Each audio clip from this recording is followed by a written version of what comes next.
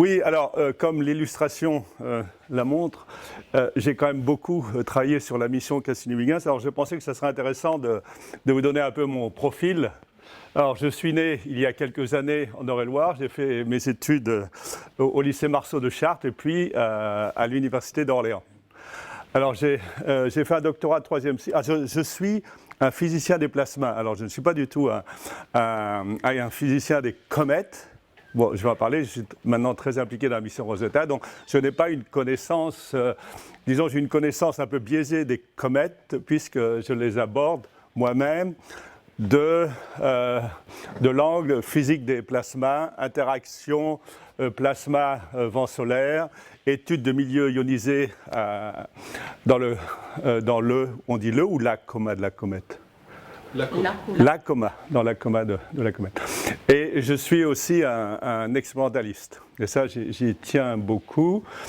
Alors, après mon doctorat de troisième cycle, je suis parti en postdoc au département des sciences spatiales de l'ESA.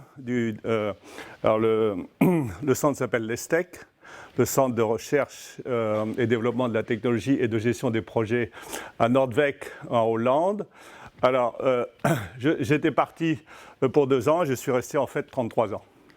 Donc j'ai travaillé 33 ans à l'étranger, puisqu'au cours de mon postdoc, j'ai été recruté comme chercheur à l'Agence spatiale européenne, donc jusqu'à ce que je prenne ma retraite de l'ESA en 2011. Alors 31 plus 2, ça fait bien 33.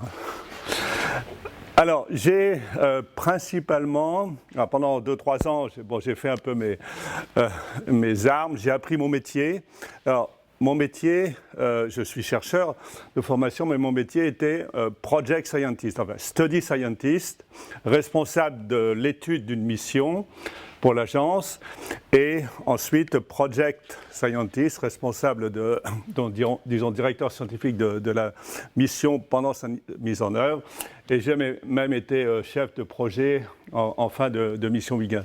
Donc c'était vraiment un métier pour lequel ma formation de chercheur a été très importante, mais c'est pourquoi j'insiste, aussi ma formation d'expérimentaliste. Les formations que j'ai voulu entretenir. Alors j'ai principalement travaillé sur Cassini-Huygens, j'ai fait toutes les étapes, j'y reviendrai, Vénus Express et plus récemment Laplace, la mission vers Jupiter, Laplace est une proposition. Ensuite, on s'est associé aux Américains avec deux satellites qui faisaient une seule mission, EJSM, Europa Jupiter System Mission. Les Américains ont abandonné pour l'instant. On a dû se replier sur nous-mêmes, en quelque sorte, pour refaire une mission à un seul satellite, JUICE. Et alors JUICE, j'arrive jamais à dire, je crois que c'est Jupiter Icy Moon Explorer, il me semble. Alors, c'est pas du jus d'orange. Hein. Mais moi, j'aime bien le nom JUICE. Bon, certains ne l'aiment pas, mais bon, je trouve que c'est bien. Alors, donc ça, c'était ma partie fonctionnelle, mais j'ai beaucoup travaillé aussi sur des développements d'instruments, sur plusieurs missions, en particulier sur 3 missions du Shuttle Space Lab 1, TSSS et TSS-1R. TSSS, c'était un satellite attaché le long d'une longue laisse de 20 km de long, un câble, qui a été déployé dans un premier temps 200 mètres, 290 mètres. Ça a foiré, on a réussi à le récupérer et quelques années plus tard, on l'a déployé 19,6 km et le satellite, le câble, il n'a pas cassé, il a grillé et le satellite s'est envolé. Bon, c'était des expériences très intéressantes, très enrichissantes et dans un contexte de collaboration internationale entre les Européens et les Américains. Et c'est le contexte dans lequel j'ai travaillé moi-même, Cassini-Huygens, et je voudrais dire que la collaboration internationale s'impose d'elle-même, c'est toujours imposé, mais je crois qu'elle s'impose de plus en plus, parce que c'est toutes ces missions ambitieuses qu'on essaie de faire, eh bien, il vaut mieux y aller ensemble plutôt que se chamailler ou d'aller en compétition. Donc, je suis un fervent partisan de la collaboration, mais parfois aussi compétition, c'est vrai, internationale. Alors j'ai développé d'autres instruments sur Demeter, un petit satellite du CNES, Proba, un satellite, un petit satellite aussi de l'Agence spatiale européenne pour des démonstrations plutôt technologiques, et sur Rosetta, puisque je suis actuellement le PI de l'un des instruments à bord de l'orbiteur. Alors après ces 33 ans, je suis revenu aux sources, alors à la source, puisque les labos CNRS sont à Orléans-la-Source depuis 2011, et je suis donc chercheur associé à Orléans, mais aussi à l'Observatoire de Paris. Alors voilà mon parcours. Alors, l'Europe dans l'espace, c'est ça. Alors, c'est ça pour la partie exploration du système solaire. Alors, il y a aussi exploration, les missions d'astronomie, que je ne mentionne pas ici, mais l'Europe est vraiment présente maintenant dans toutes les disciplines, dans tous les domaines de l'exploration spatiale. Alors, je ne vous parlerai pas de toutes ces missions, je vais me concentrer sur l'exploration du système solaire externe. Donc Cassini-Huygens, exploration de Saturne, de tout le monde Saturne, avec la planète, les anneaux, le champ magnétique et les lunes, et en particulier de Titan, avec le module Huygens, dont j'ai été le responsable pendant les diverses phases, et j'y reviendrai. Rosetta, qui est actuellement à la poursuite de la comète. Je vais en dire plus de 2 mots, bien sûr, donc je parlerai de Rosetta. Je dirai juste un mot sur l'ancienne mission, un peu la mission de référence de Giotto, qui a exploré la comète de Halley en 1985. Et je parlerai un peu, j'utiliserai quelques diapos de JUICE pour montrer certains aspects. Alors, notez que pour JUICE, il n'y a pas de vaisseau actuellement. Alors, retenez ceci, il n'y a pas de vaisseau. On ne peut pas montrer la configuration de JUICE puisque JUICE est encore en étude. Alors, j'expliquerai un peu où on en est au niveau de JUICE.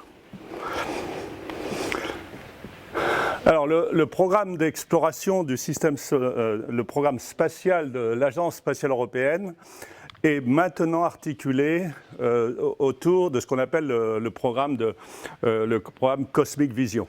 Alors, c'est un terme qui a été inventé vers les années 2005, je crois, et il était basé sur le programme qui s'appelait Horizon 2000, Horizon 2000+. Alors ça, c'était un programme qui était construit sur 4 piliers, 4 pierres angulaires, les grosses missions qui étaient présélectionnées, prédéfinies.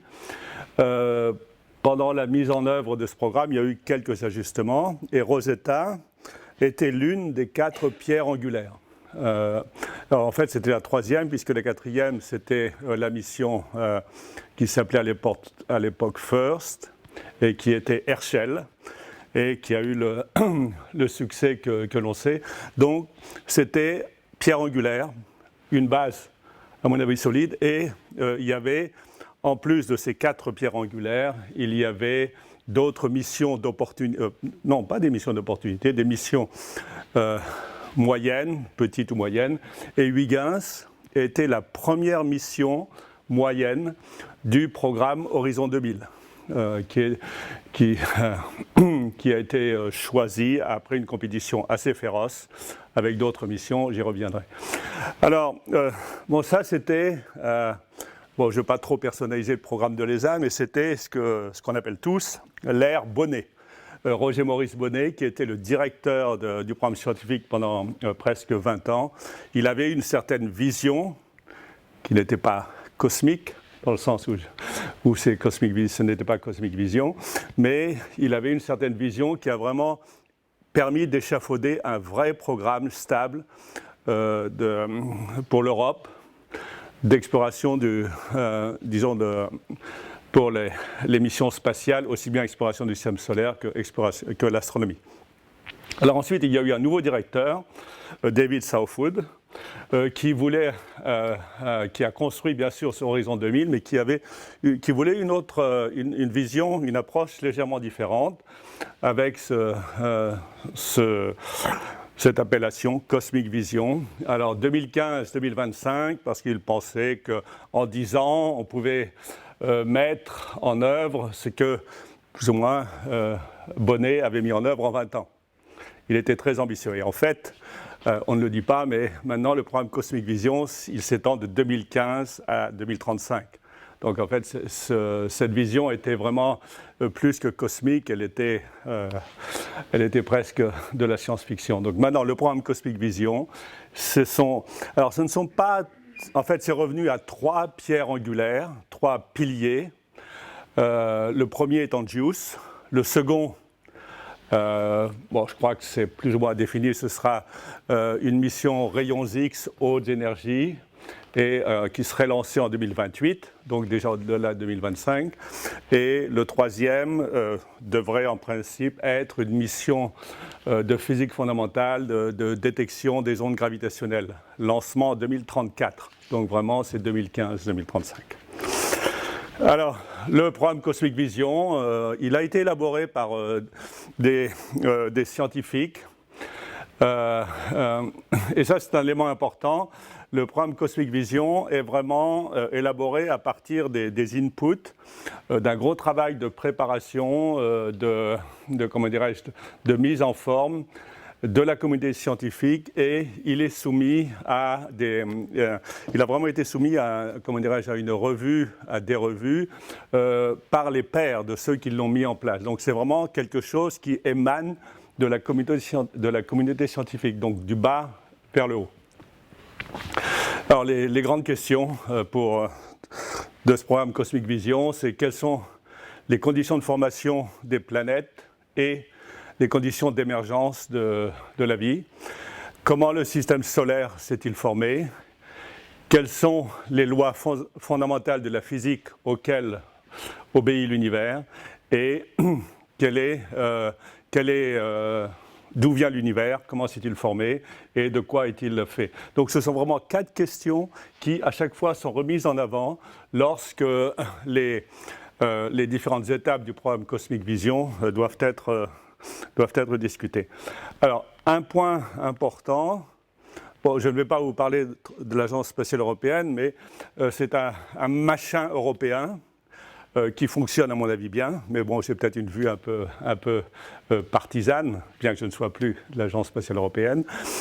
Il y a un programme obligatoire, c'est le programme scientifique, le programme scientifique. Et c'est vraiment la colonne vertébrale de l'agence. Le budget de l'agence est d'environ 4 milliards par an. Et le budget du programme scientifique est de l'ordre de, actuellement, je pense que c'est 600 millions d'euros par an. Mais ça reste vraiment la colonne vertébrale, le programme référence de l'agence. Alors en fait, il y a un autre programme pour l'exploration du système solaire depuis quelques années, depuis maintenant une dizaine d'années, c'est le programme d'exploration robotique de Mars, qui est un programme à part, qui a été en quelque sorte, pas vraiment sorti, mais qui est conçu de façon très différente, puisque il ne fait pas partie du programme obligatoire, mais c'est un programme optionnel. Et la mise en œuvre de ce programme est basée sur le financement que chacun, pas tous, chacun des pays membres qui veut participer, met dans la cagnotte, en quelque sorte. Et avec de grosses négociations au niveau politique et industriel, cet argent doit revenir dans les pays sous forme de contrats industriels ou autres contrats. Donc c'est une méthode de gestion très différente, qui est beaucoup plus soumise à des aléas politiques, des aléas financiers, puisque c'est mission par mission, que le programme précédent, qui est vraiment basé sur une mise en œuvre à partir d'un budget annuel relativement bien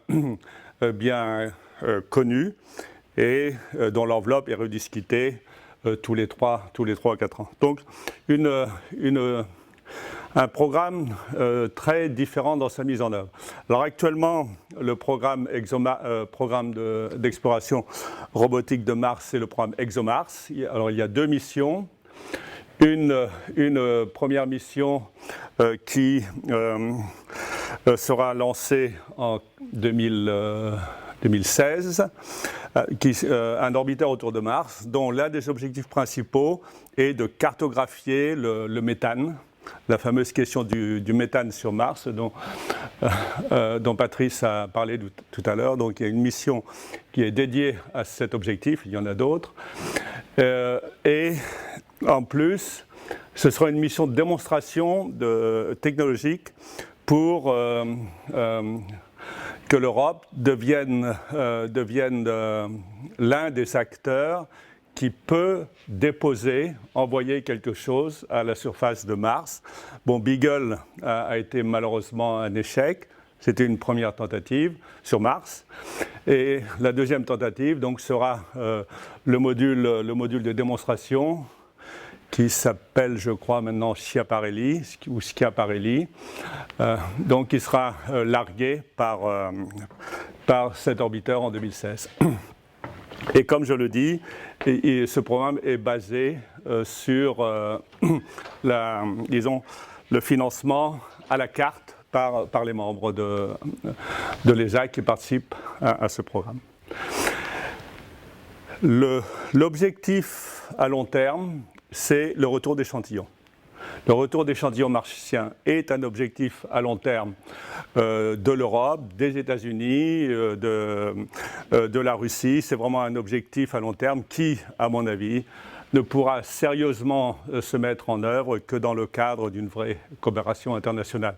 Alors bien sûr, le CNES et la NASA a fait une tentative, d'ailleurs sous l'impulsion d'Allègre au début des années, fin des années 90, début des années 2000, c'était quand même un peu trop tôt.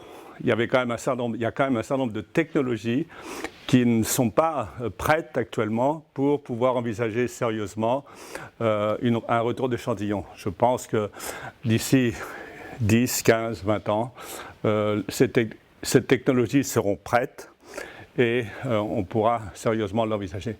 Les retours d'échantillons sont des missions très compliquées. Et il y a aussi, en plus de ce programme de référence ExoMars, donc tout un programme qui prépare les missions futures, dont le retour d'échantillons est vraiment l'objectif à atteindre. Alors là, je suis un peu ambitieux, j'ai beaucoup de dates. Alors, je ne vais pas vous parler donner ces dates pour Cassini-Huygens, Rosetta, Mars Express, Venus Express, Bepi-Colombo, JUICE, qui sont les grandes missions d'exploration du système solaire de l'ESA. Alors, je dois pour ne pas oublier, dire que ce n'est pas que l'ESA. Cassini-Huygens était une mission en collaboration avec la NASA. Rosetta, c'est une mission de l'ESA avec une collaboration, une participation importante de la NASA, particulièrement au niveau de la charge utile et aussi de la fourniture de son réseau de télescopes pour les opérations. Mars Express, c'est une mission ESA. Venus Express, mission ESA. Bepi-Colombo, une mission pour l'exploration de Mercure. Alors, en rouge, ce sont les dates de lancement. Cassini-Huygens a été lancé en 1997, Rosetta en 2004, Mars Express en 2003, Venus Express en 2005, Bepi-Colombo, pour l'instant, la projection c'est qu'il serait lancé en 2016, et JUICE, la projection c'est qu'il serait lancé en 2022. Alors l'arrivée à la cible, Cassini a mis 7 ans de voyage, est arrivé en 2004. Rosetta en 2014. Mars Express, ça a été relativement vite, 9 mois je crois, lancé début 2003, arrivé 2003, peut-être même, si je crois 2003 ou 2004, je me suis peut-être trompé. Venus Express, lancement 2005, je crois novembre, arrivé un peu plus tard en 2006. Bepi-Colombo, le voyage sera très long, 7 ou peut-être même 8 ans. JUICE, le voyage sera également très long, 8 ans, pour aller vers Jupiter. Alors, hélas, ce sont la fin projetée avec toujours un point d'interrogation sur la fin des missions, mais en général, bon, je donnerai l'exemple de Cassini-Huygens, ces missions ont une durée de vie nominale, et ensuite, selon l'état de santé de la mission et les finances qui doivent être remises à niveau, ces missions sont en général prolongées 1, 2 ou 3 fois, ça dépend. Alors, les échelles de temps. Cassini-Huygens, 35 ans. Alors, j'ai moi-même travaillé, en fait, depuis 84, j'ai oublié cette date, 27 ans sur cette mission. Mais on parle d'échelle de temps de plusieurs décennies. Alors ça, c'est un point que j'aime souligner parce que ça fait quand même, ça pose quand même un certain nombre de problématiques auxquelles il faut se préparer pour avoir envie de se lancer 30 ans avant que les résultats arrivent dans de telles aventures. Et d'ailleurs, je pense que dans cette salle, il y en a beaucoup qui n'étaient pas nés lorsque la mission Cassini-Huygens, et peut-être Rosetta, a été démarrée. Donc 35 ans Cassini-Huygens, 31 ans Rosetta, 20 ans Mars Express, Express, 14 ans Vénus Express, 25 ans Bepi Colombo, sans doute plus, et JUICE, minimum 26 ans. Donc plusieurs décennies, des grandes échelles de temps. Ça, c'est un message important. Ce n'est pas pour vous décourager, bien au contraire. Alors, je passe maintenant à la mission Cassini-Huygens. Alors, je vais donner certains aspects principalement de Cassini-Huygens et de Rosetta, et je reviendrai après sur l'un des points sur lequel Hervé m'a demandé d'insister, sur les étapes dans la mise en œuvre de ces missions. Alors, Cassini-Huygens, alors le nom, donc Christian Huygens, un astronome hollandais qui a découvert la vraie nature des anneaux de Saturne. Et pendant qu'il était en train d'essayer d'observer Saturne, les anneaux, il a découvert un petit truc au-delà des anneaux. Titan est à une distance de 20 fois le rayon de Saturne. Titan. Donc c'est lui qui a découvert Titan, donc il était tout naturel d'appeler le module dédié à Titan Huygens, d'où le nom de Cassini pour l'orbiteur et Huygens pour la sonde. Alors Cassini était un astronome italo-français qui était le premier directeur de l'Observatoire de Paris. Alors lui, il a fait un certain nombre de découvertes, 4 des lunes de Saturne, et en 1675, il a découvert la zone de séparation, le gap entre les anneaux principaux, qui a été appelée bien plus tard la division de Cassini. Donc Cassini, une mission, un module orbital de plus de 5 tonnes au décollage, et Huygens, une petite soucoupe volante d'environ 300 kg. Alors, notez qu'il n'y a pas d'aile, de panneau solaire. Je reviendrai sur ce point qui était un peu abordé par Patrice. Cassini est alimenté à partir d'une pile, en fait de plusieurs piles nucléaires. On les voit ici. Donc pas de panneau solaire. Notion de distance. Saturne, la partie visible de Saturne et des anneaux s'insère à peine dans le gap entre la Terre et la Lune. Donc c'est une grande planète, une grosse planète. Pour faire le tour, une orbite autour de Saturne, ça prend des mois, un mois. Parfois, si on se rapproche un peu, seulement quelques semaines. Mais les premières orbites autour de Saturne ont duré plusieurs mois. Donc, Cassini, je crois qu'actuellement, depuis 2004, on est en 2014, en 10 ans, a dû faire, alors, je dirais 100, peut-être même 120, 130, peut-être 150 orbites autour de Saturne. Donc ce n'est pas comme Mars Express autour de Mars. Je crois que Mars Express a dépassé depuis très longtemps la 10 millième orbite autour de Mars. Donc c'est un aspect important pour la préparation des programmes d'observation. On ne repasse pas si souvent que ça auprès de la planète. Alors voici Cassini-Huygens pendant les phases d'intégration. Donc le vaisseau Cassini, là les instruments sont en train d'être installés. Ici, ce n'est pas la sonde de vol, c'était un modèle de développement intermédiaire qui était attaché, accroché au flanc de Cassini, comme la vraie sonde a été attachée quelques mois avant le lancement. Alors ici, on voit le module Huygens, on voit la partie avant le bouclier, ce qui servira à freiner la sonde pendant sa rentrée dans l'atmosphère de Titan. Alors, il y a une autre partie qu'on ne voit pas, c'est la partie arrière. D'ailleurs, aussi, on la voit ici. La partie arrière, le capot. Et ces deux coquilles, en quelque sorte, enferment le module de descente qui sera le module qui descendra en parachute. Alors, Saturne, bon, c'est grand. Alors, tout à l'heure, je vous ai montré la distance Terre-Lune. C'était à peu près. Donc, bien plus grand, vraiment un monde extraordinaire, très vaste.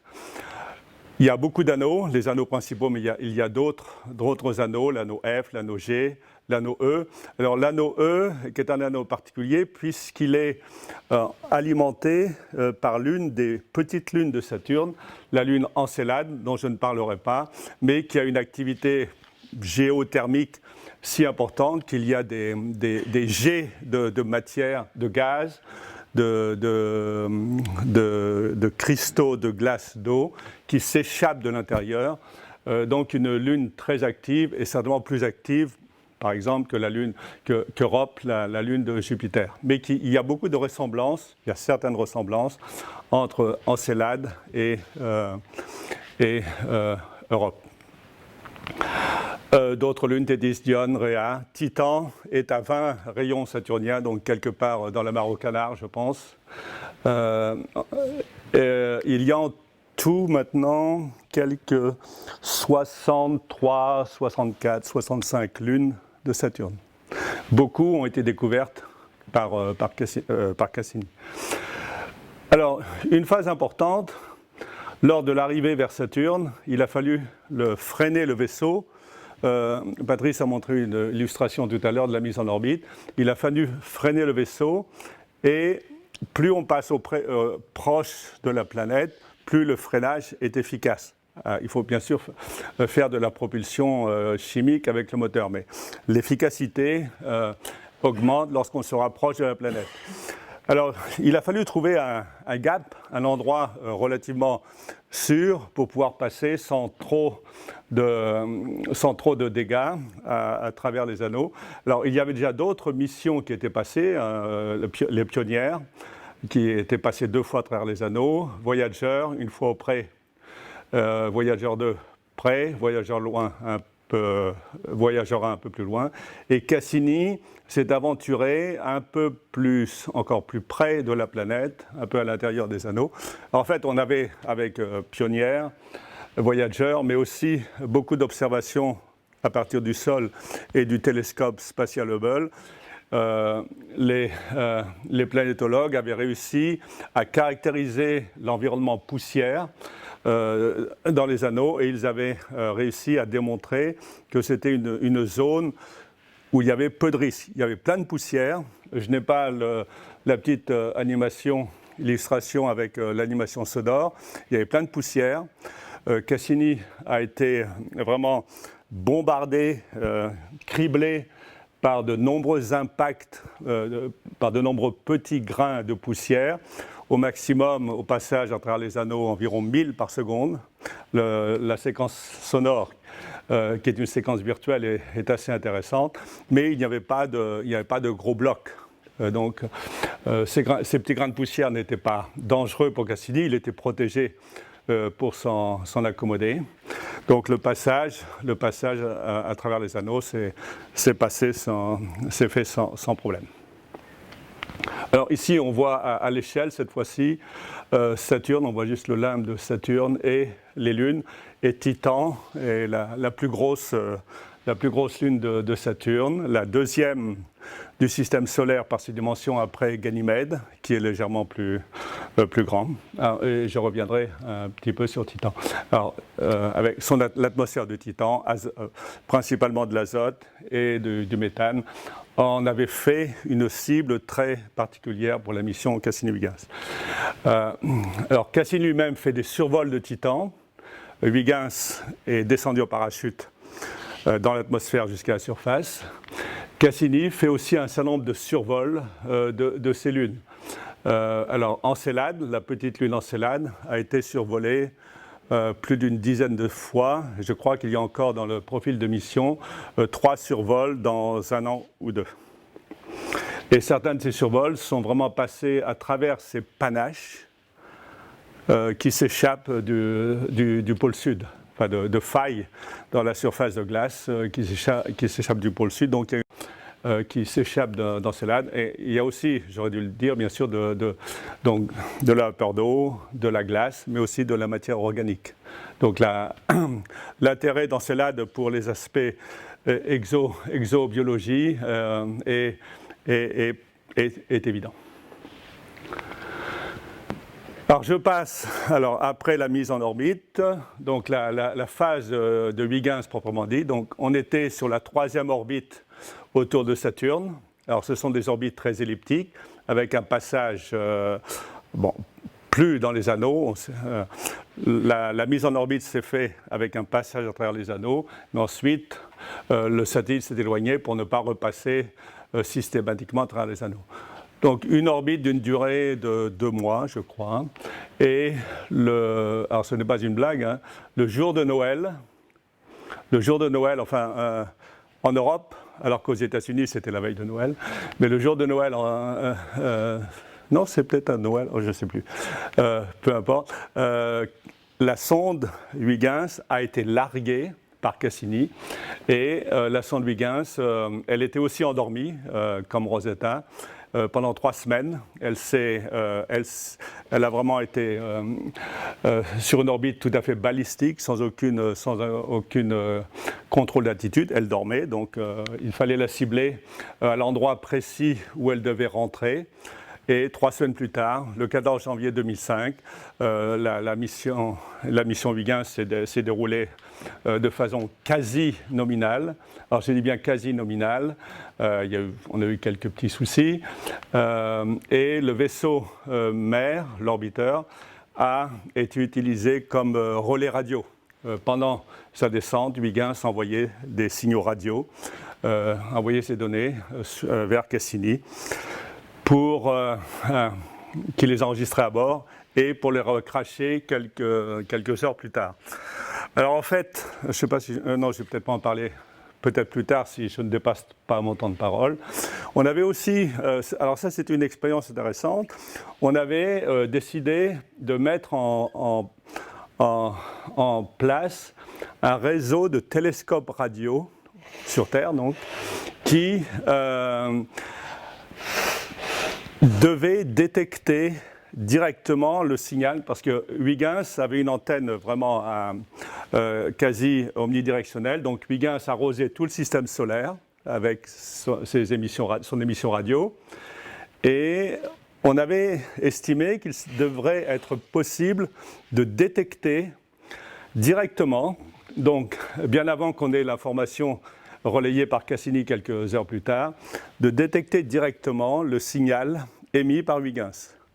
Alors, ça a été un succès, puisqu'on a eu je montrerai peut-être tout à l'heure, on a eu un petit signal, et au bout de quelques minutes, on avait vraiment établi le lien, disons, on recevait en permanence le signal radio de Huygens, alors pas le flux de données, uniquement la porteuse, donc c'était juste une fréquence, mais on a pu suivre en direct. Alors le télescope qui nous a permis de détecter dans un premier temps Huygens était le Green Bank en Virginie de l'Ouest, un télescope de 100 mètres. Puis, comme la Terre tourne, à un moment donné, ce télescope ne voyait plus Titan. C'est le télescope de Parkes en Australie qui a pris le relais. On a vraiment pu suivre pendant toute la descente, l'atterrissage et puis la durée, la durée de la mission au sol. Alors, Patrice a dit tout à l'heure quelques minutes. En fait, on avait manqué d'audace parce qu'on avait en effet comme objectif de pouvoir survivre et écouter pendant quelques minutes. Cassini lui-même, avant de passer au-delà de l'horizon, bon là ce n'est pas à l'échelle, mais à un moment donné, Cassini est passé au-delà de l'horizon, il n'a plus détecté le signal, mais Cassini a détecté le signal pendant toute la descente et pendant 72 minutes au sol, et les télescopes radio sur Terre ont détecté le signal pendant 3 heures et 12 minutes. Alors on était vraiment, bon, c'est facile de le dire après coup, mais 3h12 minutes parce qu'on avait réservé le réseau de télescopes jusqu'à 16h GMT. Et à 16h GMT, on n'avait plus de télescopes réservés. Donc ça s'est arrêté automatiquement. Alors il y a eu un effort frénétique, parce qu'en plus la Terre tournait, donc ce n'était pas les mêmes télescopes. Il y a eu un effort frénétique, puisqu'à ce moment-là, c'était... je crois la Chine, la Russie et la Finlande, d'essayer d'organiser à la va-vite, en temps réel, c'était absolument loufoque, de remettre en service quelques télescopes radio, mais ça n'a pas marché. Mais bon, c'était en soi une expérience très très intéressante et on a pu récupérer l'un des signaux essentiels à partir de ces télescopes radio au sol. Alors voici illustré le scénario de la descente de Huygens.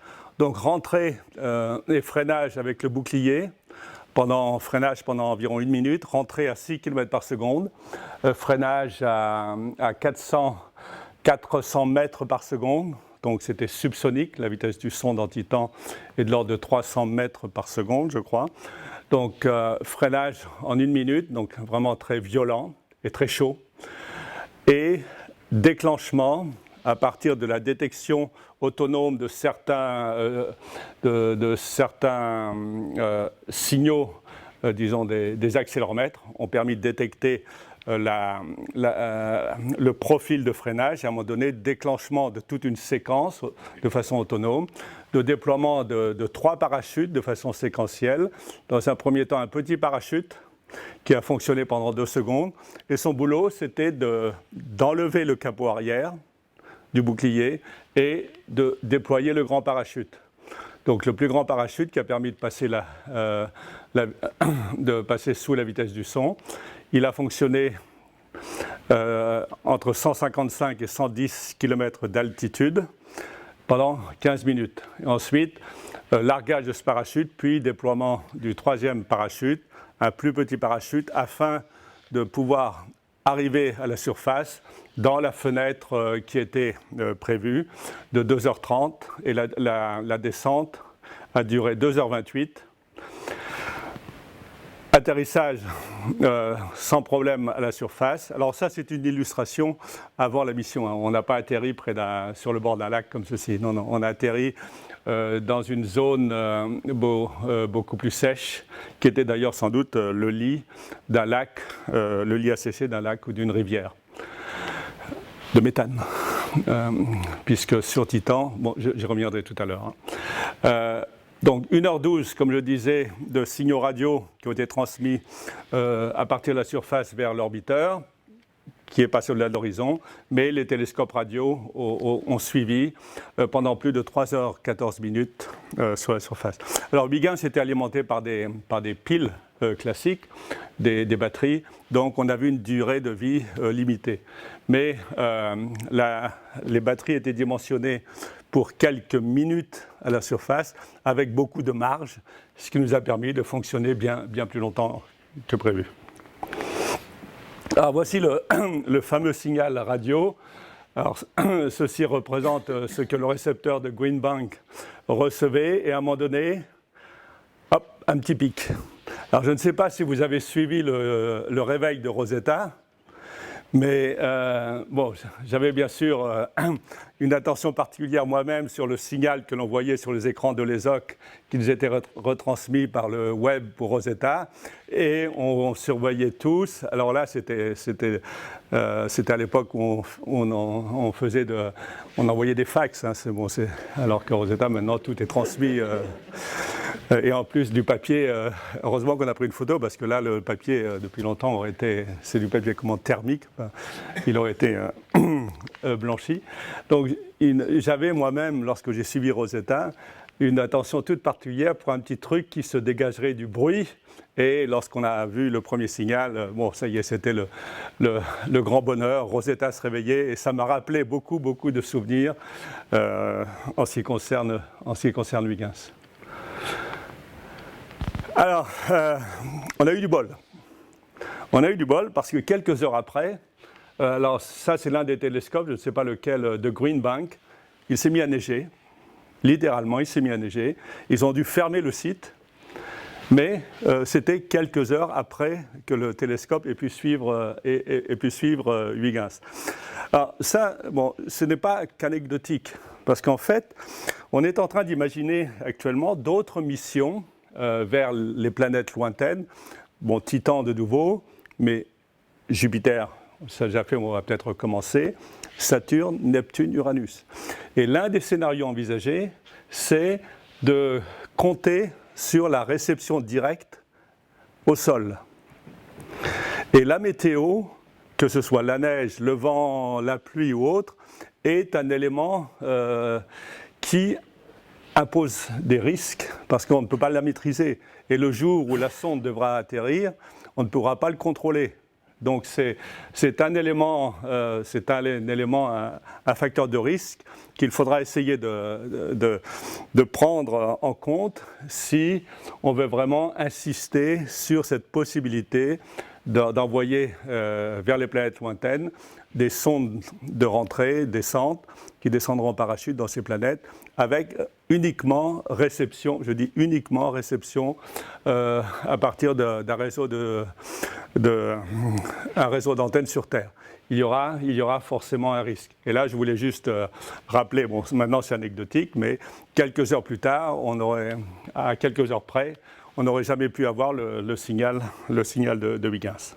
Alors bien sûr, ce n'était pas notre mode de communication principale, mais si je ne dépasse pas trop mon temps, je reviendrai sur un incident qu'il y a eu.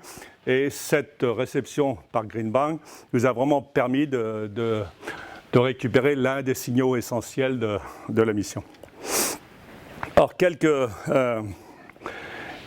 points particuliers. Donc, 14 janvier 2005, atterrissage de Huygens à la surface de Titan. Donc, c'est une date qui restera dans ma mémoire pendant très longtemps, bien sûr. Alors, ici, c'est une illustration qui a été faite à partir des images, des photos qui ont été prises une fois la sonde atterrie. Donc, le sol de Titan ressemble, où la sonde Huygens a atterri, ressemble principalement à ceci. Alors, c'est de la matière sablonneuse, mais cette matière sablonneuse, ce n'est pas du sable, c'est un mélange de cristaux de glace d'eau et de la matière organique qui tombe du ciel. Titan, méthane, chimie organique intense, et tout un tas de produits de cette chimie organique tombent sous forme d'aérosol, de pluie, et forment ce matériau à la surface. Alors la température à la surface de Titan, c'est moins 180 degrés. La pression, 1,5 bar. Alors, pour Mars, c'était 7 minutes de terreur, comme l'a dit Patrice. L'atmosphère est très ténue. La descente en parachute dans Mars, ce n'est pas une partie de plaisir, c'est vraiment quelques minutes de terreur. Alors, j'ai l'habitude de dire que Titan, c'est vraiment, il y a tout le temps, l'atmosphère est épaisse, très dense, et c'est vraiment je ne dirais pas un jeu d'enfant, mais c'est vraiment beaucoup plus simple, d'un certain point de vue, de descendre en parachute et de se poser à très basse vitesse, pas besoin d'airbag, pas besoin de treuil. On se pose en douceur à la surface de Titan, et c'est vraiment le paradis. Et pour les pour la descente en parachute et peut-être un jour un paradis pour ceux qui iront dans quelques centaines d'années, je pense, passer des vacances et faire des sauts en parachute au-delà de la Terre. Donc moins 180 degrés, 1,5 bar, donc une atmosphère très, très dense, et l'atmosphère principalement composée d'azote, la surface 95%, dans la haute atmosphère 98,5%, et le reste pratiquement du méthane avec tous les produits de la chimie organique. Alors, cette date restera vraiment une date historique dans l'exploration spatiale. C'est l'atterrissage le plus lointain. Alors, c'est toujours bien, je reviendrai avec ça sur Rosetta tout à l'heure, c'est toujours bien de dire on a fait un certain nombre de premières. Alors, Huygens, ça fait plusieurs premières. Atterrissage le plus lointain dans le système solaire et le premier atterrissage sur une autre lune que notre lune. Donc, ce sont les deux grandes premières, mais il y en a bien d'autres. Alors, voici la photo. Alors, la photo en noir et blanc. Huygens prenait des photos en noir et blanc. Le module Huygens, il vient d'atterrir et la caméra fixe a permis de prendre cette photo. Alors, donc, je reviens sur la matière organique. Ici, les galets, ce sont des galets de glace d'eau. À moins 180 degrés, la glace est aussi dure que la roche sur Terre. Donc voilà ce à quoi le site d'atterrissage de Huygens ressemblait, où on a mis quelques dimensions ici pour vous donner les ordres de grandeur de ce que l'on a pu observer dans le champ de vue de la caméra. Alors, est-ce que ce galet a été cassé par Huygens ou pas? C'est une hypothèse qui a été émise pendant très longtemps, parce qu'en fait Huygens a sans doute touché un galet, et ensuite a ripé de quelques 1 ou 2 mètres. Et c'est une hypothèse, on ne pourra jamais la vérifier. Alors ici, c'est la même image en couleur. Il y avait des photomètres qui permettaient de coloriser les images. Mais les images prises par Huygens, c'était des images en noir et blanc. Alors, on n'a pas de mont Sharp, hein. Il y a quelques petites montagnes, mais le paysage, enfin Huygens, Titan, le relief est beaucoup moins important que sur Mars, quelques centaines de mètres, 1 ou 2 kilomètres maximum. Alors voici une des premières images qui a été reconstruite à partir de 3 photos. Pendant une dizaine de kilomètres d'altitude, peut-être 20 kilomètres d'altitude. Voici ce que Huygens a vu pendant sa descente. Alors on voit ici un réseau de rivières. Alors les rivières, ce sont des rivières dans lesquelles soit du méthane liquide, soit de l'éthane, soit un mélange des deux a coulé. Donc sur Titan, ce n'est pas de l'eau qui coule, il fait moins 50 degrés. Le liquide, c'est du méthane ou un mélange de méthane et d'éthane. Alors Huygens a atterri quelque part donc au-delà de cette colline de glace d'eau, dans soit le lit d'une rivière, soit le lit d'un petit lac qui était plus ou moins asséché. Alors en fait, il y a eu, lorsque l'analyseur le spectro de masse a reniflé en quelque sorte un peu de méthane une fois l'atterrissage. L'instrument était relativement chaud par rapport à l'environnement et il y a une bouffée de méthane qui a été détectée pendant les quelques minutes après l'atterrissage. On pense qu'il y avait un peu que le sol de Titan était mouillé, où Huygens a atterri, était mouillé en méthane. Alors, on en parlait hier soir, j'ai voulu faire un petit coup d'œil aux amateurs. Il y a eu, c'est une anecdote, mais une anecdote, je pense, intéressante. Il y a eu, alors les images, les équipes étaient à Darmstadt, en Allemagne, et l'équipe de la caméra, le quartier principal, disons, le responsable scientifique, venait de l'université d'Arizona. Donc, l'équipe d'analyse des données de la caméra était en Arizona. Il a fallu les transférer de Darmstadt en Arizona. Et elles ont été mises sur un serveur qui, par erreur, est resté, alors je dirais pas en accès libre, mais il n'était pas vraiment bloqué. Donc certains qui devaient être à l'affût ont réussi à récupérer toutes les images. Et la nuit, ils ont travaillé comme des forcenés, littéralement comme des forcenés. Et voici le genre de poster qui nous est arrivé le lendemain matin. Alors, j'aurais peut-être dû le dire, la mission, la descente en elle-même, s'est faite un matin. Les données nous sont arrivées, renvoyées par Cassini, sont arrivées le soir vers 5 heures l'après-midi. Et les premières images, celles-ci, nous avons diffusées vers 9 heures du soir. On a encore traîné un peu, on a sans doute fêté, mais les amateurs eux-mêmes ont bossé toute la nuit. Et voici le genre de poster qu'ils nous ont envoyé le lendemain. Alors, c'était vraiment fascinant de voir qu'ils avaient réussi à reconstruire des panoramas à partir des images. Ils avaient bien sûr récupéré l'image qui avait été diffusée, une autre façon d'illustrer les panoramas. Vraiment exceptionnel ce qu'ils ont fait. Alors, l'anecdote dans l'anecdote, alors je n'ai pas l'illustration ici, mais c'est que Huygens, sous parachute, devait tourner lentement dans un certain sens pour scanner, pour que la caméra puisse scanner en quelque sorte sur 360 degrés. Malheureusement, Huygens n'a pas tourné comme ceci, mais a tourné à l'envers. On ne sait toujours pas pourquoi. On est en train d'essayer de trouver l'explication. On est en train de faire un test spécifique en soufflerie. L'équipe de la caméra, le lendemain matin, avait fait l'hypothèse que la caméra, que Huygens tournait dans le sens escompté. Ils avaient vraiment eu du mal à reconstruire des panoramas. Et le premier panorama qui a été montré à la conférence de presse le lendemain était vraiment mal foutu. Il y avait vraiment des images qui n'étaient pas à leur place. Évidemment, ils avaient fait l'hypothèse que la sonde tournait dans un sens. Les amateurs, qui sont des amateurs très éclairés, n'ont fait aucune hypothèse. Ils ont suivi une logique, leur logique, pour reconstruire des panoramas. Et tout naturellement, ils ont vu que la sonde tournait dans le sens où elle tournait, donc sans a priori.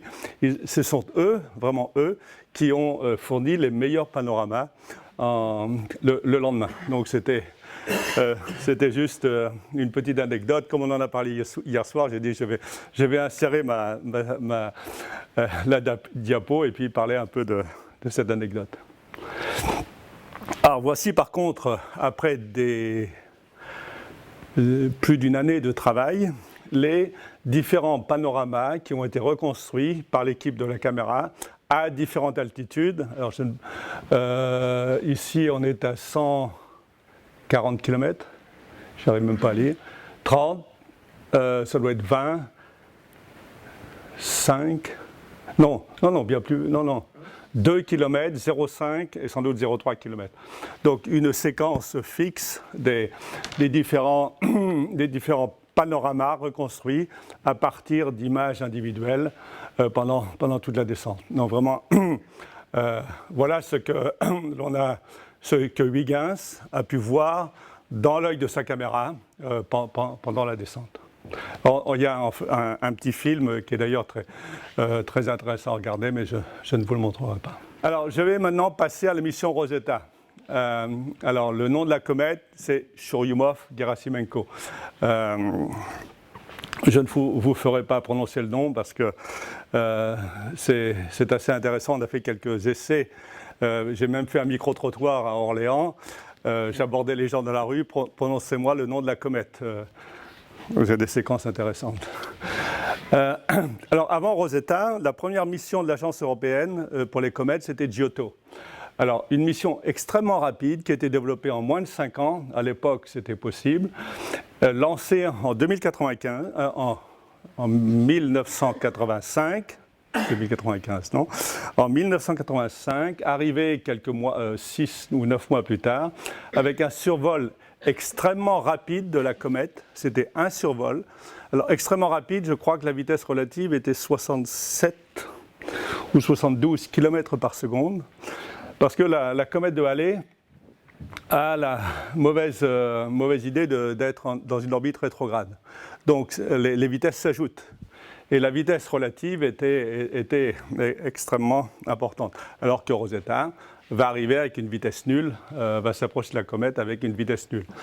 Donc un grand défi sur lequel on est en train de réfléchir, c'est comment concevoir, lorsque la comète de Halley reviendra dans la banlieue de la Terre en 2061, comment concevoir une mission qui pourra faire un rendez-vous avec la comète de Halley. Alors je ne sais pas si parmi vous il y a des spécialistes de l'astrodynamique, de la calcul de trajectoire de vaisseaux dans le système solaire. Je vous lance ce défi, si quelqu'un est intéressé, je suis preneur de toute tentative d'étude d'une mission qui fera un rendez-vous en 2061, avec la comète de Halley. Donc, mais la mission de Giotto, pour revenir à ce qu'elle a accompli en 1985, c'était vraiment une mission, c'est la mission de référence pour l'exploration des planètes, des comètes. En fait, il y a eu un certain nombre de missions d'exploration des comètes. Alors, en plus de Giotto, il y avait les missions Vega, les missions russes Vega, qui ont précédé Giotto de quelques jours, qui ont fait des survols plus lointains. Giotto est passé à moins de 600 km du noyau. Vega, je crois, environ 8 ou 10 000 km. Quelques missions qui ont été détournées de leur objectif principal, une fois que leur mission principale était finie, et qui ont été détournées pour faire des survols à grande distance de certaines comètes et passer à travers la queue de Jacobi Designer et puis de Halley en 86.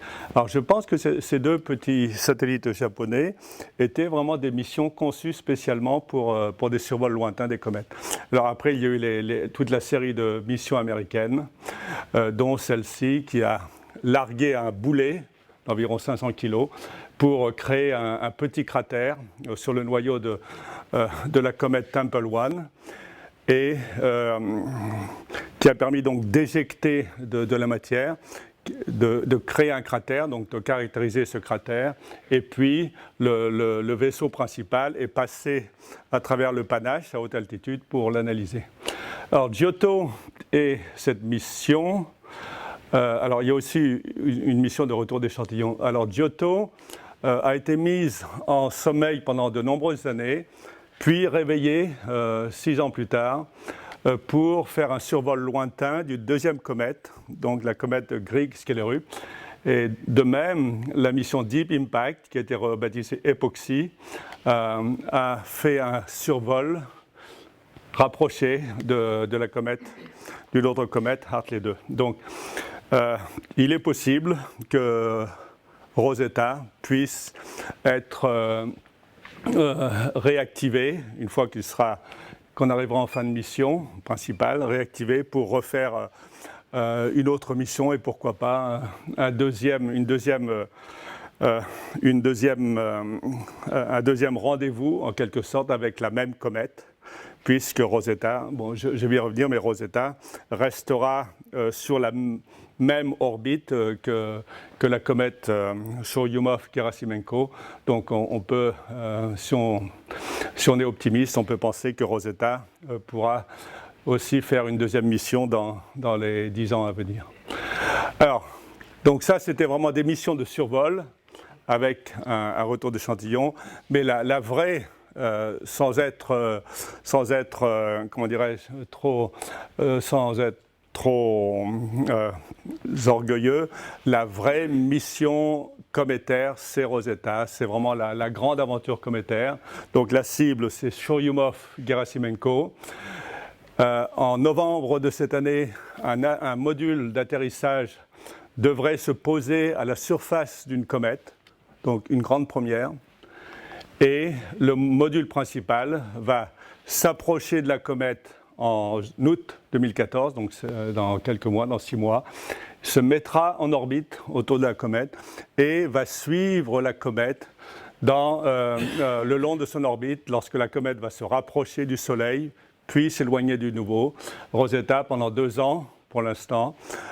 Mission nominale suivra. Donc, l'évolution de l'activité de la comète en fonction de la distance par rapport au Soleil. Donc vraiment une mission qui fera un grand nombre de premières. Donc en août 2014, cette année, Rosetta va s'approcher à 50 km de la comète, ce qui sera déjà une première. Donc Rosetta fera une exploration détaillée du noyau, avec une dizaine, en fait 11 instruments qui ont des objectifs, qui auront des tâches très différentes, mais il y a toute une batterie d'instruments à bord de l'orbiteur qui vont permettre de faire ces observations et sur le lander. L'atterrisseur comprend une dizaine d'instruments, donc 11 instruments à bord de l'orbiteur, 10 instruments à bord du lander, donc de façon combinée, les analyses in situ du lander et les analyses de loin, mais aussi in situ de l'environnement de l'orbiteur devraient permettre de faire un bond important dans la connaissance de cette comète. Il y aura en effet un atterrissage avec un certain nombre d'analyses in situ, avec prélèvement d'échantillons.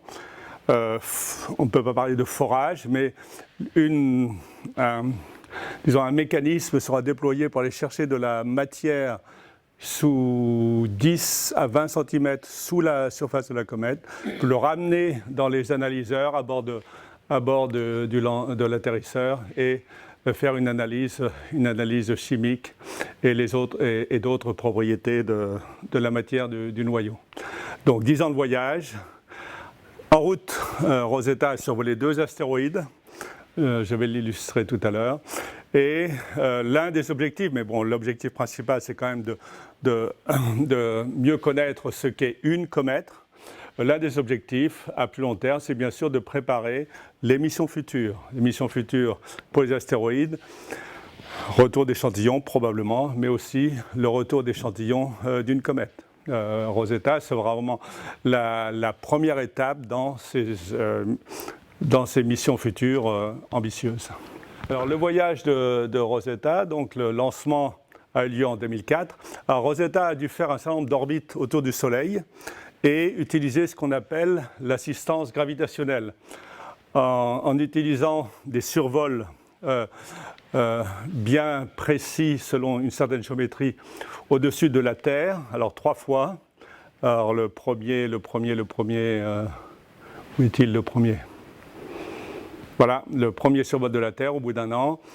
Deuxième survol de la Terre, avec d'abord un survol de Mars, deuxième survol de la Terre, puis un troisième survol de la Terre qui a envoyé Rosetta sur une orbite relativement parallèle n'est pas le mot, mais qui se rapproche de l'orbite de la comète. L'orbite de la comète, elle est ici, et Rosetta se rapproche de cette orbite afin d'arriver en août avec une vitesse quasi nulle par rapport à la comète. Donc pour accompagner ensuite, alors se mettre en orbite et accompagner la comète pendant son voyage autour du Soleil. Alors là, le point le plus proche, lorsque la comète sera au plus près du Soleil en août 2015, puis jusqu'à fin 2015, pour l'instant, la mission de Rosetta est programmée jusqu'à fin 2015. Alors, il est concevable, et d'ailleurs je dois dire que Francis Rocard du CNES s'est aventuré dans une présentation récente à émettre des hypothèses sur le futur de Rosetta. Alors j'étais tellement fasciné que j'ai envie de partager ce qu'il a suggéré avec vous. Alors il dit... Rosetta a été mis en hibernation, loin du Soleil, parce que les panneaux solaires ne pouvaient plus alimenter suffisamment la sonde. Donc la sonde a été mise en hibernation et réveillée le 20 janvier, donc il y a 2 semaines. Donc on peut imaginer que Rosetta pourra continuer à fonctionner jusqu'à un certain moment où l'illumination des panneaux solaires ne sera plus suffisante. On pourra envisager de remettre Rosetta en hibernation une deuxième fois, la laisser hiberner pendant 2-3 ans et de réactiver de nouveau Rosetta pour une deuxième exploration lors de l'orbite suivante de la comète autour du Soleil. Alors je trouve que c'est un scénario fascinant qui n'est pas totalement utopique, donc pourquoi pas, pourquoi pas. Alors, quelques défis technologiques de la mission Rosetta. Ce sera le premier vaisseau à panneaux solaires qui est allé aussi loin du Soleil. Alors, je reviendrai sur cet aspect qui était un peu abordé tout à l'heure, avec une technologie de panneaux solaires spéciaux. Et le réveil, les performances des panneaux solaires après le réveil montrent que leurs performances sont nominales. Donc, c'est vraiment une première importante avec une technologie spéciale, low intensité, low température.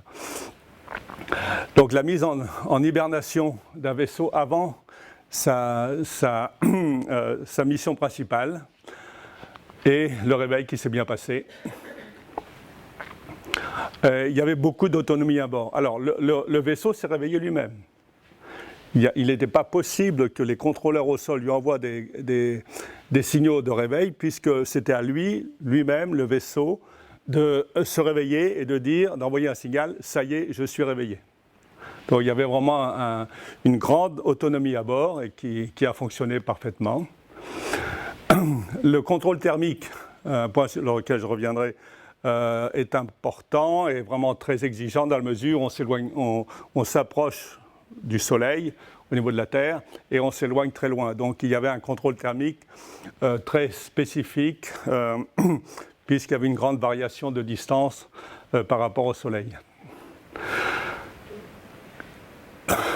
Fiabilité, grand niveau de fiabilité puisque la mission principale commence dans quelques mois, 10 ans après le lancement.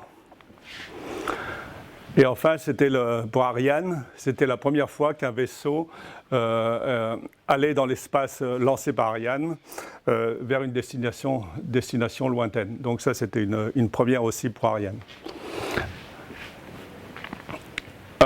Ça c'est classique pour une mission planétaire. La fenêtre de lancement est toujours relativement étroite, 20 jours, donc il faut être prêt avec quelques 2-3 semaines d'ajustement possible.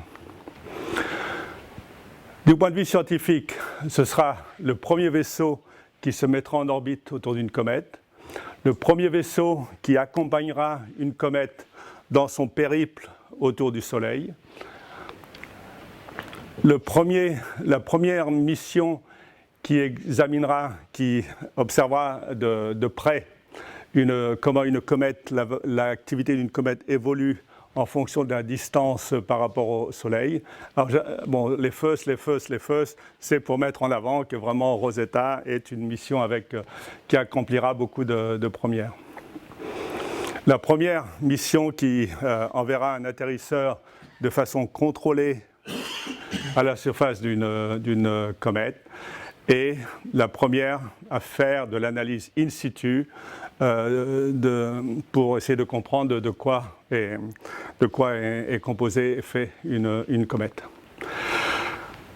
Et enfin, alors en fait, ce n'est plus vraiment une première puisqu'il y a beaucoup de vaisseaux maintenant qui ont fait des survols d'astéroïdes et les astéroïdes n'étaient pas choisis avant le lancement. Il fallait vraiment connaître la trajectoire de façon plus précise que ce qui était possible avant le lancement pour pouvoir sélectionner les deux cibles. Alors la première était Steins et la deuxième Lutetia. Alors d'où viennent les comètes? Alors, je ne suis pas un spécialiste des comètes, donc je vais passer rapidement. Il y a des spécialistes dans cette salle qui peuvent parler de cet aspect mieux que moi. Donc il y a deux réservoirs principaux. Alors, le système solaire ici, c'est la ceinture d'astéroïdes, la ceinture de Kuiper au-delà de l'orbite de Neptune et bien au-delà le nuage de Oort. Alors il y a deux réservoirs principaux de comètes, la ceinture de Kuiper au-delà de l'orbite de Neptune et le nuage de Oort. Alors la comète cible de Rosetta est une comète qui provient du nuage de la ceinture de Kuiper qui a été injecté ou éjecté de cette ceinture et à cause disons, de l'attraction des planètes, et en particulier de Jupiter, s'est mise sur une orbite elliptique de 6 ans et demi autour du Soleil. Donc l'orbite de cette comète, elle est maintenant relativement courte par rapport à la distance de la ceinture de Kuiper. Alors, le nuage de Oort, très loin. Alors, je crois que la comète de Halley est une comète du nuage de Oort. Donc, mais ces comètes viennent de très loin et elles ne sont pas en orbite autour du Soleil. Donc, on ne peut les cibler pour l'instant que par des survols et peut-être, pourquoi pas, un rendez-vous en 2061 avec la comète de Halley. Alors, je ne sais pas combien de comètes de Halley qui viennent du nuage de Oort sont connues. La comète de Halley est certainement celle la mieux connue. Donc, ce sera vraiment intéressant pour plusieurs raisons de pouvoir faire un rendez-vous avec une telle comète qui vient de cet autre réservoir, bien plus loin du Soleil, et de pouvoir comparer avec Churyumov-Gerasimenko. Mais ça, c'est pour l'instant, ce sont des rêves, peut-être même de la science-fiction. Alors, l'origine de l'eau sur Terre, non plus, je ne suis pas un spécialiste, mais l'un des paramètres fondamentaux à mesurer, que Rosetta mesura, c'est le rapport deutérium-hydrogène, D sur H. Alors, il sera comparé, entre autres, à celui qui est bien connu sur Terre. Alors, toutes les comètes qui viennent du nuage de Oort semblent avoir un rapport D sur H légèrement, un facteur environ 2 ou 3 supérieur à celui au rapport D sur H sur Terre. Alors que la comète de Halley, qui est une comète de la famille de Jupiter, d'ailleurs comme la comète Churyumov-Gerasimenko, elle a un rapport D sur H juste comme celui sur Terre.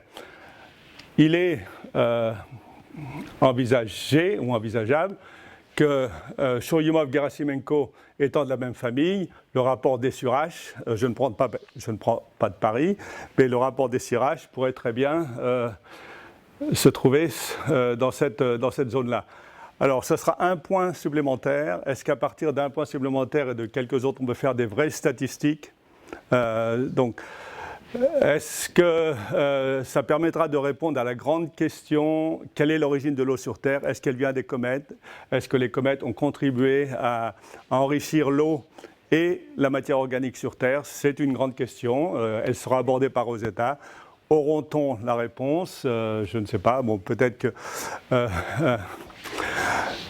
Hervé pourra répondre à cette question s'il y en a une.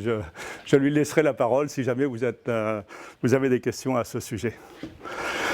Donc, je passe un peu à la phase la plus excitante qui a eu lieu récemment. Donc, Rosetta, je l'ai mis, a été mise en sommeil profond, en juin, et s'est réveillée. Alors, il y avait un grand réveil. Bon, l'ESA a fait beaucoup de communication à ce sujet-là. Et je pense, bien que ce ne soit pas parfait, que l'ESA a bien joué le coup. Au niveau de la communication, le réveil de Rosetta a été un événement qui a été suivi mondialement. Et d'ailleurs, récemment, j'ai parlé avec un collègue de Meudon qui me dit vraiment les Américains ont suivi ce réveil de Rosetta avec beaucoup d'attention. Et l'ESA a fait quelque chose de bien en ce qui concerne son implication dans la mission, la visibilité qui est donnée à l'Agence spatiale européenne, à l'Europe donc par rapport aux États-Unis, et je crois que c'est une bonne chose.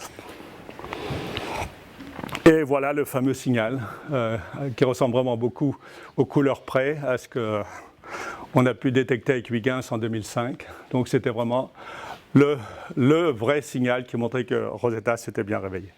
Alors maintenant, je passe en fait au cahier des charges que m'avait donné Hervé, de parler des différentes étapes. Alors je ne sais pas où j'en suis au niveau du temps. Une dizaine de minutes. Pardon ? Une dizaine de minutes. Une dizaine de minutes. Alors, les étapes de la mise en œuvre de Cassini, comme premier exemple.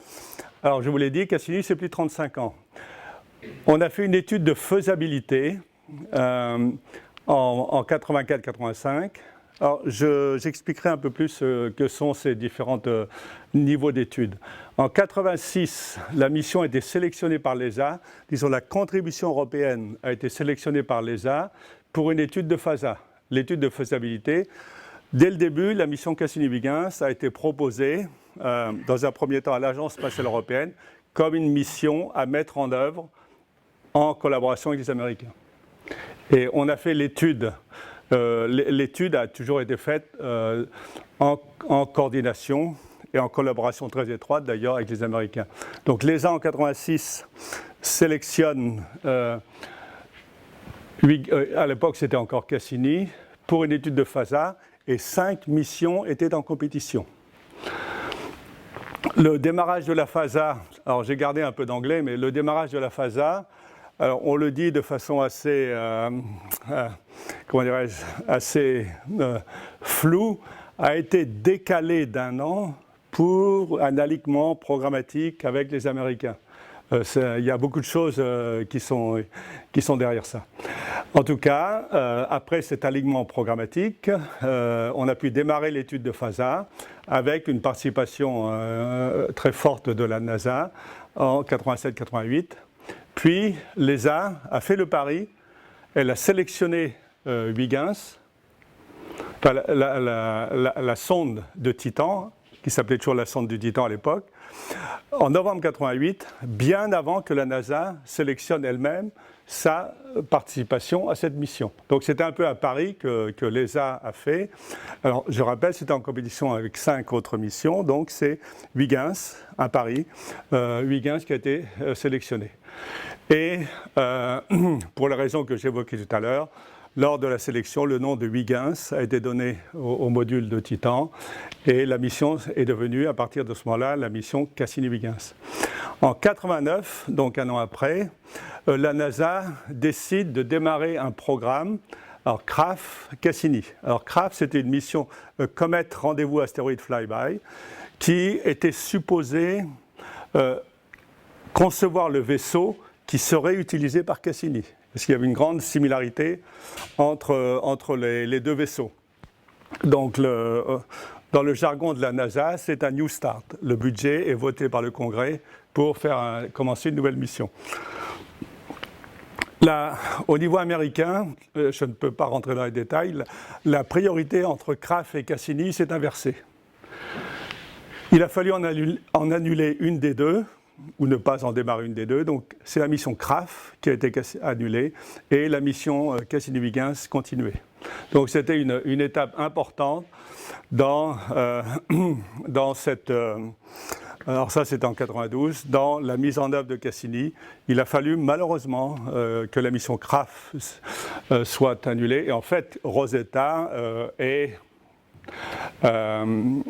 un peu la mission, a repris beaucoup des éléments de cette mission CRAF, mais Rosetta est une mission à leadership européen, alors que CRAF est une mission à leadership américain.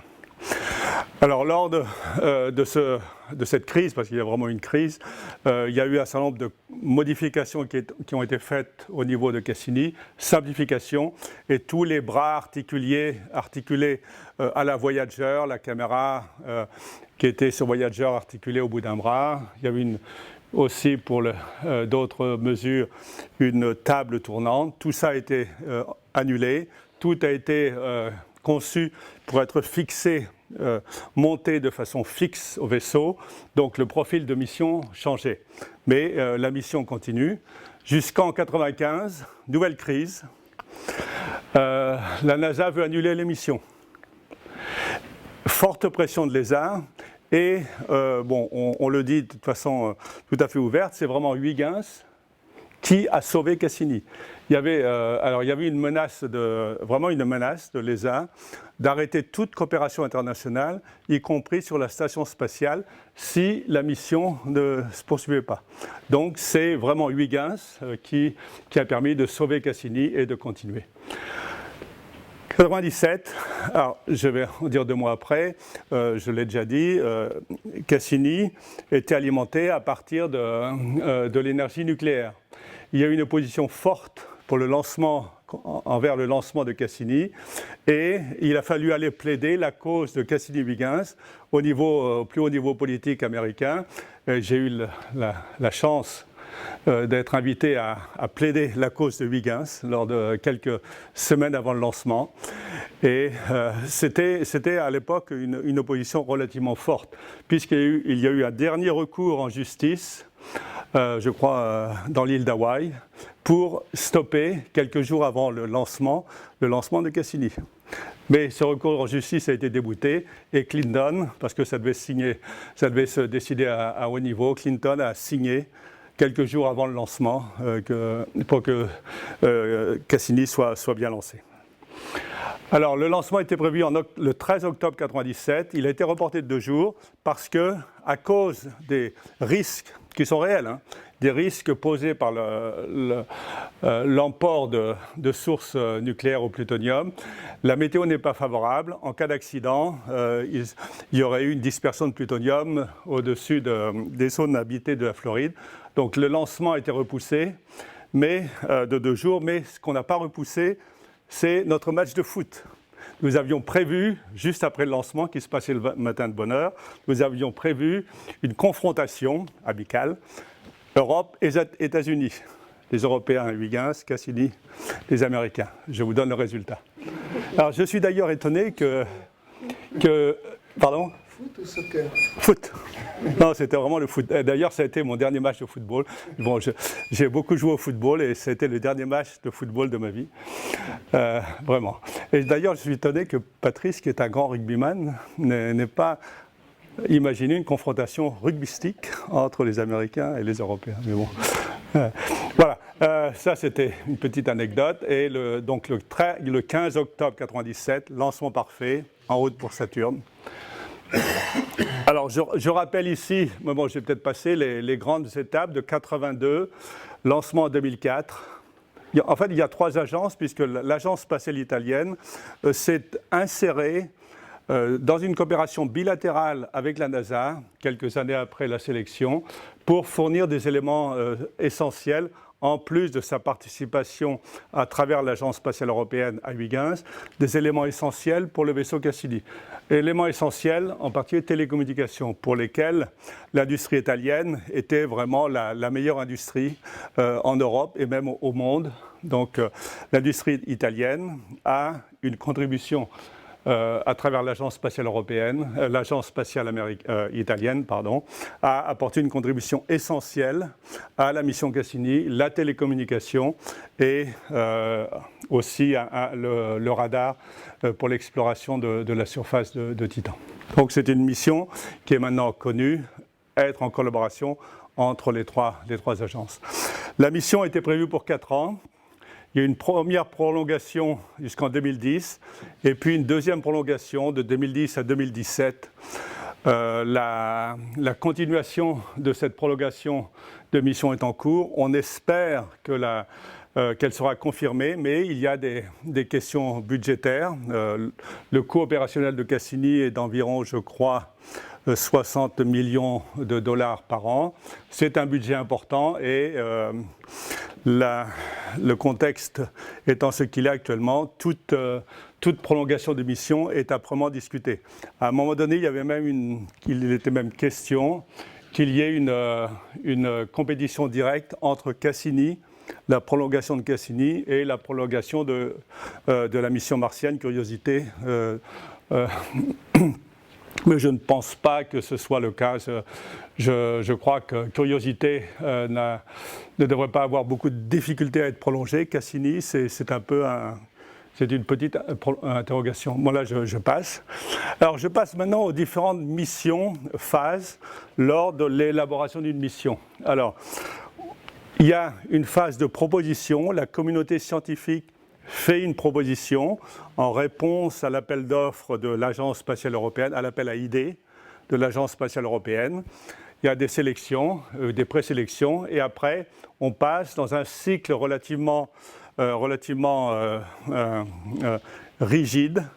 On fait une étude de phase 0, ce qu'on appelait avant étude de faisabilité.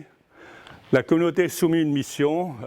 L'étude de faisabilité a besoin de démontrer qu'elle est faisable du point de vue scientifique, qu'elle est intéressante, du point de vue technique, éventuellement du point de vue collaboration internationale, si besoin, et bien sûr du point de vue coût. Donc ça, c'est l'étude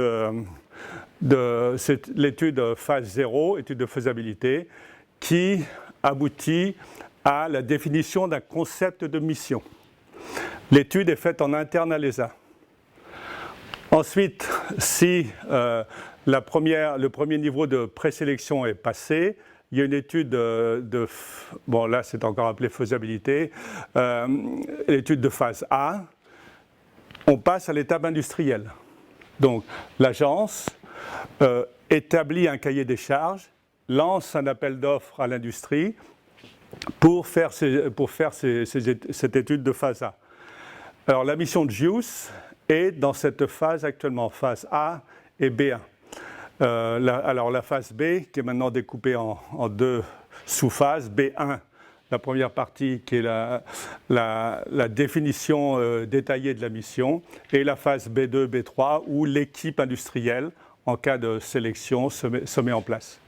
Donc phase A, phase industrielle, phase B, phase industrielle. Bon, ça a un peu changé, bien sûr, depuis Cassini, mais ces études industrielles sont faites en compétition, non pas à l'intérieur de la communauté entre plusieurs missions, mais entre les industries. Il y a deux industriels qui sont en compétition actuellement, bon, Astrium et Thales Alenia Space, pour faire l'étude de JUICE, et l'un des deux sera sélectionné d'ici, je crois, d'ici la fin de l'année. Donc la compétition au niveau industriel est aussi un élément important dans le processus de définition et d'étude de ces missions. Et après, phase C, donc définition détaillée, définition de tous les sous-systèmes. Phase D, production, qualification, intégration. Phase E, la phase opérationnelle après le lancement. Et d'ailleurs, je crois que dans le jargon, je crois que la phase E, démarrage de la phase E, c'est le lancement. Et enfin, phase F, fin de mission. Bon, là je passe parce que c'est...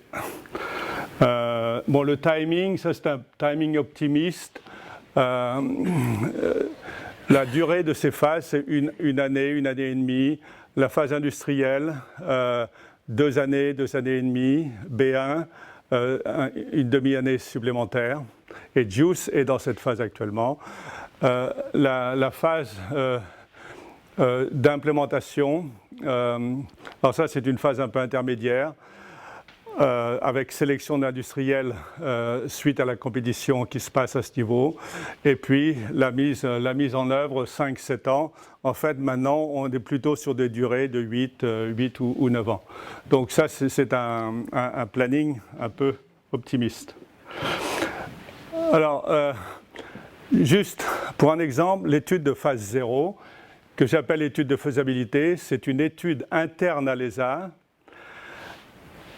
Il y a une équipe scientifique qui a proposé cette mission, mais il faut former une équipe réduite qui conseille en permanence l'ESA au niveau des objectifs scientifiques de la mission, qui étudie le retour des études internes de l'ESA et qui ajuste les objectifs scientifiques en fonction de certaines contraintes et de certaines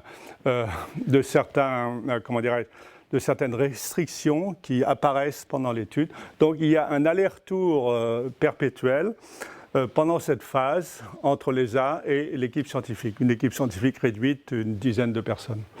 Alors les 3 objectifs principaux d'une telle phase, c'est de définir la science, de l'affiner en fonction des diverses contraintes, démontrer la faisabilité technique et financière, éventuellement si besoin mettre aussi en œuvre la collaboration internationale.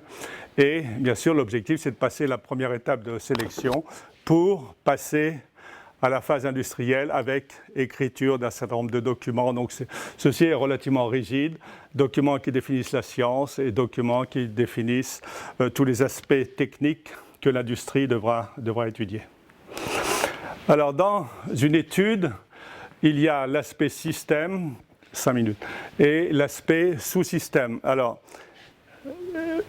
à partir d'une configuration, il y a un certain nombre de sous-systèmes qui sont étudiés, qui sont identifiés, puis étudiés un à un. Et les aspects sous-systèmes sont remis ensemble au niveau système et éventuellement il y a d'autres allers-retours afin que l'ensemble, système sous-système, forme un tout cohérent et qui soit compatible avec, entre autres, les aspects de faisabilité technique, technologique, mais aussi les coûts. Alors bon, je crois que je vais devoir passer. Alors, Patrice a un peu parlé de certains des systèmes. Alors la charge utile, bon ça c'est un exemple pour JUICE. La charge utile de référence qui a été prise en compte pour les études et qui maintenant a été remplacée par la charge utile sélectionnée, mais au début des études, on avait défini un certain nombre d'instruments selon certaines catégories. Donc l'imagerie, la spectroscopie, infrarouge, UV et submillimétrique, aspect plasma, particules et champs électriques magnétiques, et enfin l'aspect radar, radio. Donc on identifie un certain nombre d'instruments, et ce sont ces instruments qui servent de référence pour démontrer que la mission est faisable et intéressante, performante du point de vue scientifique.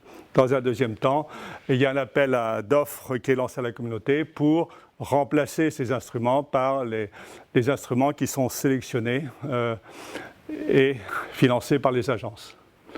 Alors, ici, j'illustre le fait que pour JUICE, lors de l'étape précédente, il y avait 3 industriels qui faisaient une étude et chacun venait avec son concept d'accommodation de la charge utile et d'ailleurs du vaisseau complet et qui pouvait être très différent.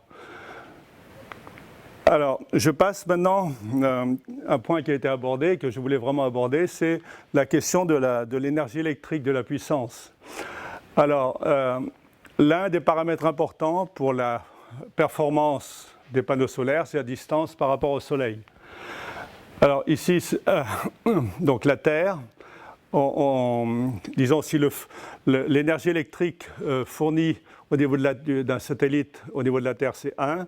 Au niveau de Jupiter, c'est un facteur, Jupiter est à 5 fois la distance Terre-Soleil, ça marche en 1 au carré, distance au carré, donc c'est 25 fois moins que l'énergie électrique qu'un vaisseau avec les mêmes panneaux solaires pourrait fournir s'il était au niveau de la Terre. Et plus on s'éloigne, plus les performances des panneaux solaires sont je ne dirais pas dégradées, mais sont faibles. Donc la mission Rosetta, qui s'est éloignée au-delà de Jupiter, au niveau et un peu au-delà de Jupiter, ces panneaux solaires n'étaient plus assez performants pour fournir suffisamment d'électricité. C'est pourquoi la mission Rosetta a été mise en hibernation. Au-delà d'une certaine distance, et dans d'autres cas, on passe, bon là je vais passer les détails sur les panneaux solaires, on passe à l'énergie nucléaire. Alors l'énergie nucléaire, voici, bon il y a beaucoup de détails, ce que Patrice a appelé une pile nucléaire. Alors en fait c'est une certaine charge de matière radioactive. Pour les Américains, c'est du plutonium, le plutonium 238. Alors le principe de fonctionnement est relativement simple. Il y a la décroissance naturelle du plutonium fournit de la chaleur. Il y a, et le plutonium est au cœur de cette pile. Cette chaleur est convertie en électricité par conversion thermoélectrique. Et le taux de conversion chaleur-électricité est de l'ordre de 5%. Donc on voit ici un type de pile nucléaire américaine, 2000 watts thermiques, 110 watts électriques. Il y avait un autre développement qui permettait d'augmenter d'un facteur 5, environ d'un facteur 5, le rendement thermique électrique. Malheureusement, il a été annulé parce qu'il y avait beaucoup de mécanismes, alors qu'ici, il n'y a aucun mécanisme. C'est vraiment des piles qui, du point de vue, disons, fonctionnel, ont des durées de vie relativement longues. Alors, l'un des éléments de la durée de vie, c'est la demi-vie de la matière radioactive. Le plutonium, c'est 88 ans. L'ESA est en train de développer d'étudier ce type de pile nucléaire à partir d'un autre matériau qui est l'américium. La durée de vie de l'américium est beaucoup plus longue, mais le rendement est moindre que le plutonium. Donc, mais c'est une direction que l'ESA essaie de prendre parce que pour certaines missions martiennes et au-delà, l'énergie nucléaire est indispensable pour la mise en œuvre de ces missions. Alors, pour revenir à une question qui a été posée tout à l'heure, la durée de vie est relativement longue. Donc, puisqu'il n'y a pas de mécanisme, on peut envisager que des missions alimentées par de telles piles, le meilleur exemple c'est Voyager, la Voyager a une durée de vie de 40 ans. Parce que la dégradation de ces systèmes est relativement inexistante. Seule la décroissance naturelle de radioactivité décroît la transformation en chaleur, donc en électricité. Donc ce sont des systèmes à durée de vie très longue. Et si l'ESA arrive à mettre au point son système à partir de l'américium, on pourra envisager des missions qui pourront durer plusieurs centaines d'années. Pourquoi pas? Au niveau de l'analyse des missions, alors ce n'était pas identifié comme un sous-système, mais c'est un élément très important dans les différentes contraintes qui doivent être prises en compte. L'analyse de mission est un élément fondamental dans l'étude globale de faisabilité. Alors ici, je voulais prendre l'exemple de la mission de JUICE, mais je ne peux pas, juste pour vous dire quand même que la mission de JUICE, elle sera mise dans un premier temps en orbite autour de Jupiter, puis dans un deuxième temps en orbite autour de Ganymède, une orbite elliptique, puis une orbite circulaire à 5000 km d'altitude, puis une deuxième phase elliptique, et enfin mise en orbite circulaire à 500 puis à 200 km d'altitude au-dessus de Ganymède. Donc tout ça doit être mis en ensemble. Il faut faire un certain nombre de budgets au niveau de la masse, de la puissance, du profil de mission, s'assurer que le lanceur est capable de lancer l'engin, ce qui n'est pas toujours le cas. Donc parfois il faut remettre le travail,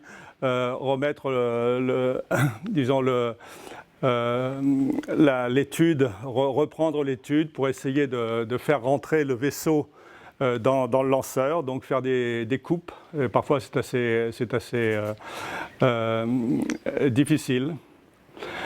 Alors, pour terminer, JUICE, encore une fois, il y avait 3 études industrielles et c'est intéressant. Bon, quelques éléments. Alors, JUICE est une mission à panneaux solaires. Et 3 études industrielles qui, à partir d'un même cahier des charges, arrivent à des concepts relativement différents, non seulement au niveau des panneaux solaires, mais aussi au niveau de l'accommodation des instruments. Donc c'est intéressant de voir comment un cahier des charges peut être mis en œuvre de façon relativement différente par tel ou tel industriel, en fonction de contraintes technologiques, mais aussi en fonction de contraintes géographiques. Parce que certains industriels travaillent avec des sous-contractants qui ont leurs propres idées, leurs propres sous-systèmes qu'ils essaient d'imposer. Donc le concept peut être très différent. Alors, bon, je ne voulais je voulais parler de la protection planétaire, mais je ne peux pas. Donc, je voulais juste conclure en disant que la grande aventure cométaire, c'est Rosetta. 2014, c'est l'année Rosetta. Donc, et c'est vraiment disons, la grande attente pour toute la communauté des cométaires, mais bien au-delà. 2014, c'est vraiment l'année où on devrait être, comment dirais-je, devrait être satisfait, et je l'espère, complètement satisfait du retour scientifique que Rosetta nous promet cette année et puis l'année prochaine. Donc, atterrissage et mise en orbite. Merci.